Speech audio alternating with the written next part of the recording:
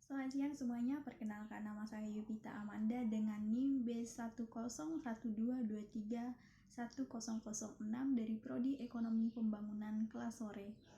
Pada saat ini saya akan mempresentasikan hasil dari makalah saya yang berjudul Otonomi Daerah.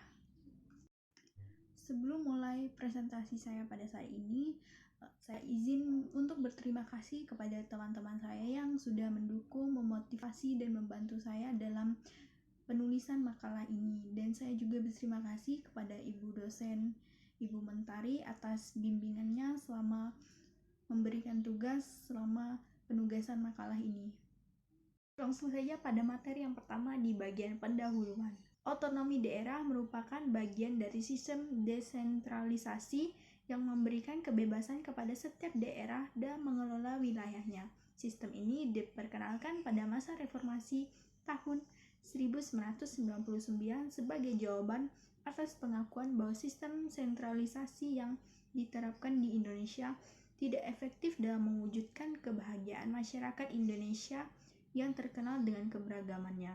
Adanya sistem-sistem pemerintahan daerah memberikan peluang bagi daerah untuk tumbuh dan berkembang bersama sistem otonomi daerah berdasarkan Undang-Undang Nomor 23 Tahun 2014. Hal ini kemudian diubah menjadi Undang-Undang Nomor 23 Undang-Undang Nomor 9 Tahun 2015 tentang Pemerintahan Daerah, mengatur bahwa penyelenggaraan pemerintah daerah melalui prinsip demokrasi, kesetaraan, dan keadilan bertujuan untuk mempercepat terwujudnya kesejahteraan masyarakat melalui peningkatan pelayanan, penguatan peran, dan penguatan daya saing daerah.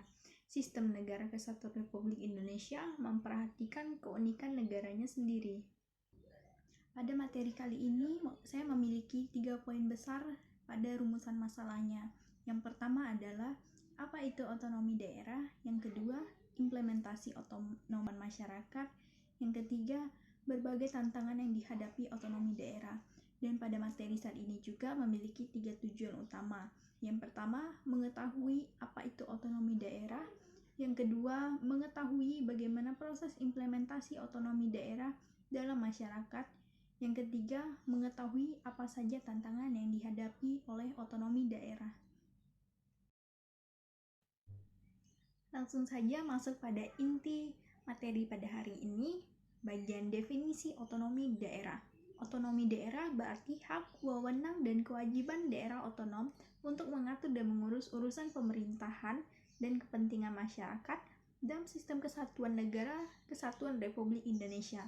Dalam konteks ini, pemerintah daerah mempunyai beberapa tujuan yang berkaitan dengan peningkatan kesejahteraan masyarakat di wilayahnya, antara lain meningkatkan daya tanggap pemerintah terhadap permasalahan sosial dan ekonomi di tingkat lokal, dan menjamin kebebasan daerah untuk mengatur sendiri dan mengelola kepentingan masyarakat berdasarkan aspirasi masyarakat. Menurut Ristanti dan Handayono tahun 2017, otonomi daerah adalah hak, wewenang, dan kewajiban daerah otonom untuk mengatur dan mengurus sendiri urusan pemerintahan dan kepentingan masyarakat setempat sesuai dengan peraturan perundang-undang.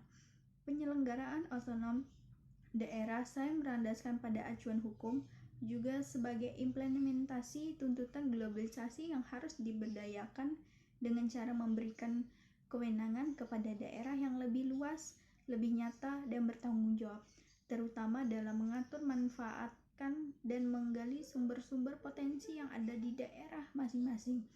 Peraturan yang disahkan pada pemerintah daerah juga peraturan mengenai perekonomian. Perekonomian pemerintah daerah dapat dihasilkan melalui potensi daerah masing-masing. Otonomi daerah ini juga diatur dalam Undang-Undang Negara Republik Indonesia Nomor 32 Tahun 2004 dan Nomor 23 Tahun 2014. Lanjut ke materi berikutnya tentang implementasi otonomi daerah dalam masyarakat. Implementasi otonomi daerah di Indonesia telah dilakukan sejak tahun 1999 dengan diberlakukannya Undang-Undang Nomor 22 Tahun 1999 tentang Pemerintahan Desa. Implementasi ini bertujuan untuk meningkatkan kualitas dan efisiensi pelayanan publik, serta meningkatkan kesejahteraan masyarakat dengan memberikan kebebasan kepada kepala daerah untuk mengembangkan potensi yang dimiliki setiap daerah. Menurut Somalia Agustina tahun 2019, implementasi otonomi daerah merupakan titik fokus penting dalam rangka meningkatkan kesejahteraan rakyat. Pembangunan suatu daerah dapat disesuaikan oleh pemerintah daerah dengan potensi dan kekhasan masing-masing daerah. Ini adalah kesempatan yang sangat baik bagi pemerintah daerah untuk membuktikan kemampuannya menjalankan wewenang yang merupakan hak daerah. Lanjut pada materi berikutnya tentang tantangan-tantangan yang dihadapi otonomi daerah dalam implementasinya di masyarakat. Penerapan otonomi daerah di Indonesia juga mendapatkan beberapa tantangan dan hambatan, antara lain perbedaan pendapat antara pemerintah pusat dan daerah, serta terbatasnya sumber daya daerah.